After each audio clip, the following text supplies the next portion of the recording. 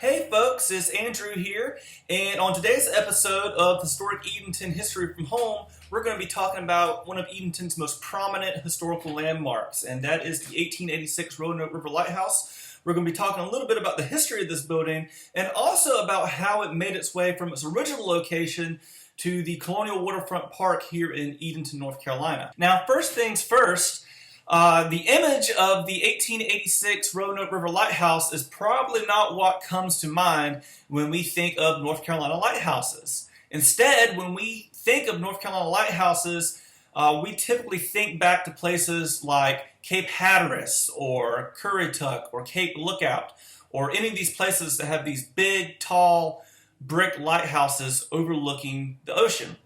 Instead, the Roanoke River Lighthouse is what is referred to as a screw pile lighthouse.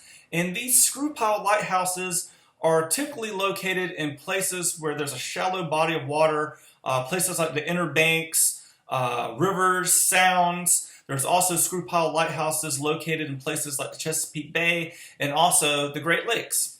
So what we're referring to when we say screw pile is that we're actually talking about the foundation in which the lighthouse was built upon.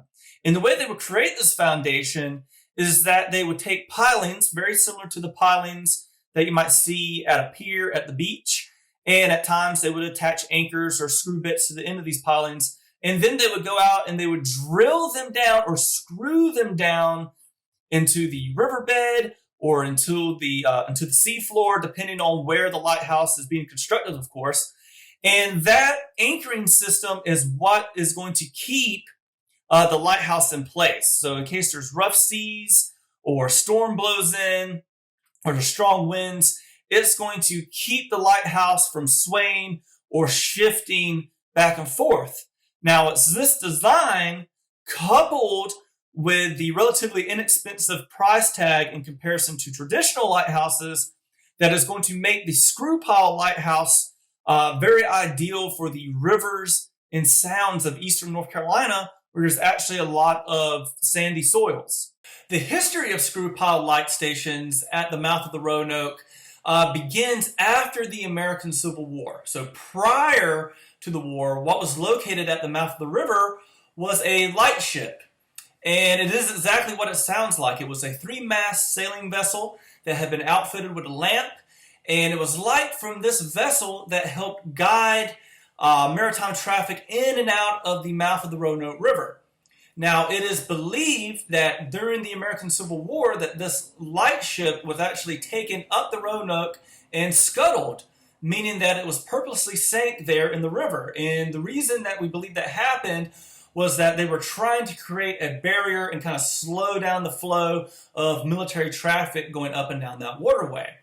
Now, after the American Civil War, it is decided that there is once again a need for a light at the mouth of the Roanoke River, and what they do is construct the first permanent light station there, and that is the 1866 model of the Roanoke River Lighthouse. And it looks a little bit different than the lighthouse that we know today, but it actually was in operation there from 1866 all the way till 1885, when it was destroyed in a fire. Now, these screw pile lighthouses did have their faults, and one of their faults is that with them, in most cases being located over a body of water, is that they were not always able to withstand the extreme weather conditions that they were subjected to in that type of environment. And so even though they had began construction on a second light station to replace the first light station that was destroyed by the fire in 1885, it is not even a year later that newspapers report that the Roanoke River Lighthouse had been washed away by ice. And so thus begins the construction of the third and final Roanoke River Lighthouse, and that is the 1886 Roanoke River Lighthouse, and that's the same lighthouse that is now preserved in Edenton today. Now, this lighthouse has a pretty long career. It is in service all the way until 1941, when it is finally decommissioned by the United States Coast Guard. And the reason that the Coast Guard decommissions it is that they just didn't feel like it was necessary anymore. Now, by this time, shipping traffic had kind of slowed down in the area, And not only that, a lot of these manned light stations were being replaced by either unmanned lights or electronic beacons. And so they just didn't feel like a manned light station at the mouth of the Roanoke River was necessary anymore. So they decommissioned it in 1941, and the lighthouse is actually going to remain at the mouth of the Roanoke River all the way until 1955. Now, it's during the 1950s that the United States Coast Guard begins the process of removing these old decommissioned light stations from the sounds and rivers of North Carolina. And so what they decided to do is actually sell some of these old light stations to people who had the ability to remove them. And so they actually end up selling 3 old light stations to a former lighthouse service employee by the name of Elijah Tate. And unfortunately for us, Mr. Tate actually lost 2 of the 3 light stations he purchased while he was attempting to relocate them. And I suppose after that, he just decided to cut his losses, and he actually sold the 3rd and final lighthouse, which is the 1886 Roanoke River Lighthouse, to a friend of his by the name of Emmett Wiggins. Now, Mr. Wiggins was an Edenton resident, and he actually owned a marine salvage business, and he was actually able to remove the 1886 Roanoke River Lighthouse from the mouth of the river and actually bring it across the Albemarle Sound and into Edenton. Now, after Mr. Wiggins transports the Roanoke River Lighthouse to Edenton, he actually sets it up on the banks of Filbert's Creek, which is a branch off of Pembroke Creek here in town. And after that, he begins to breathe new life into this old, beat-up lighthouse. He restores it, he adds utilities to it, and he actually begins to market it as a rental property. And then even he himself actually lives in it for a number of years. And it's going to be Mr. Wiggins that continues to care for this lighthouse until the day he dies. Unfortunately, after Mr. Wiggins passes away, the lighthouse does fall on some hard times. For example, it does sustain some damage during Hurricane Isabel, and it kind of falls into a state of disrepair for a little bit.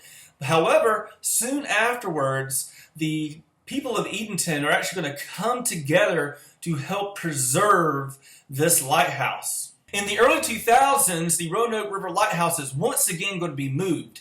This time, it's going to be relocated to the Colonial Waterfront Park in downtown Edenton. And once it's there, it is going to undergo a massive restoration process.